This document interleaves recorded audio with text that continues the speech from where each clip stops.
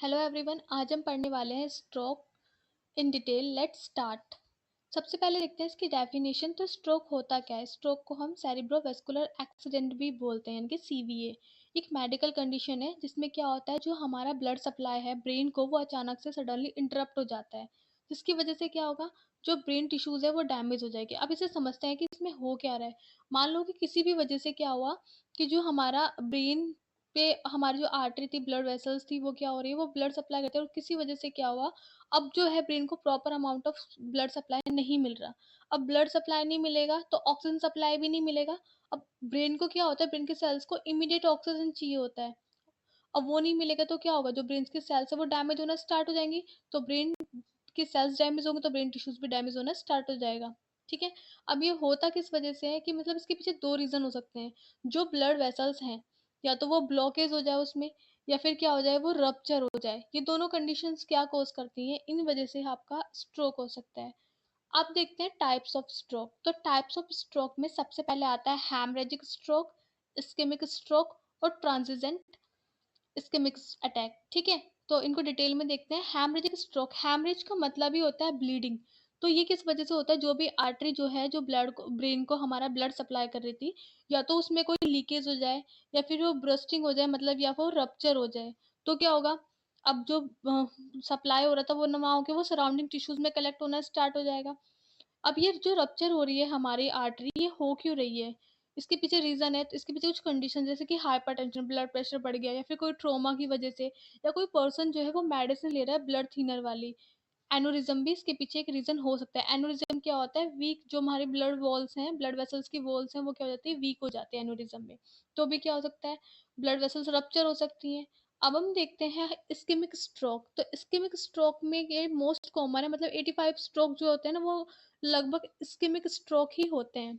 इसमें होता क्या है कि जो हमारी आर्टरी है, जो ब्लड सप्लाई कर रही थी ब्रेन को, वो या तो नैरो हो जाती है, किसी वजह से ब्लॉक हो जाती है। तो क्या होगा, ब्लड सप्लाई रिड्यूस हो जाएगा, तो वहाँ के जो सेल्स हैं वो इस्केमिक, तो रिजल्ट क्या होगा, स्कीमिया होने लगेगा वहाँ के सेल्स में। तो इस वजह से इसको बोलते हैं इस्केमिक स्ट्रोक।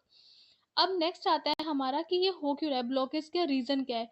तो या तो क्या हुआ कि जो ब्लड वेसल्स है उसमें कोई ब्लड क्लोट हो गया है, या फिर जो क्लोट है वो या तो फैट डिपॉजिट हो चुका है, या फिर प्लेक फॉर्मेशन हो चुका है। ठीक है, ये सारे रीजंस है। अब हम देखते हैं ट्रांजेंट इस्केमिक अटैक। ये क्या होता है, ये टेम्परेली क्या होता है, ब्लॉकेज हो जाती है हमारी जो ब्लड सप्लाई कर रही है आर्टरी ब्रेन को, वो टेम्परेरी ब्लॉक मान लो, या फिर टेम्परेरी नैरो हो जाती है, जिसकी वजह से जो ब्लड फ्लो है वो रेस्ट्रिक्ट हो जाता है। मोस्ट कॉमनली ये आपका देखने को मिलता है कैरोटिड आर्टरी में। ठीक है। अब हम बात करते हैं रिस्क फैक्टर, कौन कौन से पर्सन जो है रिस्क में है स्ट्रोक के। तो सबसे पहले आता है स्मोकिंग, अल्कोहल। दोनों चीजें क्या करती है, आपकी ब्लड वेसल्स की वॉल्स को वीक करती हैं। फिजिकली इनएक्टिव, स्ट्रेस, ये क्या करते हैं, आपकी अचानक से ब्लड प्रेशर को हाई कर सकती है, तो भी आपको ब्लड स्ट्रोक हो सकता है।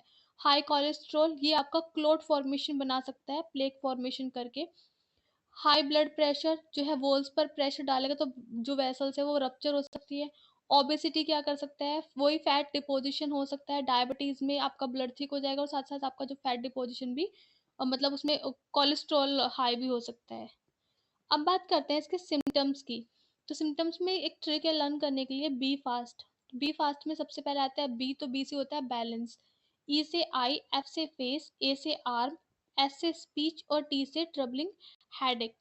तो बैलेंस का मतलब क्या है कि जो पर्सन है, अगर वो बैलेंस नहीं कर पा रहा है, अपना बैलेंस लॉस कर चुका है, कोऑर्डिनेशन लॉस कर चुका है, अचानक से डिजीनेस फील हो रहा है, तो भी ये साइन है। नेक्स्ट है आपका आइज। तो आई से अगर ब्लर विजन दिखने लगा अचानक से। नेक्स्ट से जो वन साइड फेस है वो ड्रॉप हो चुका है।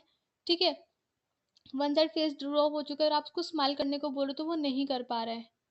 या फिर आप उसको बोल सकते हो उसके हैंड और लेग वन साइड से वो क्या हो गए हैं, वीक हो गए हैं।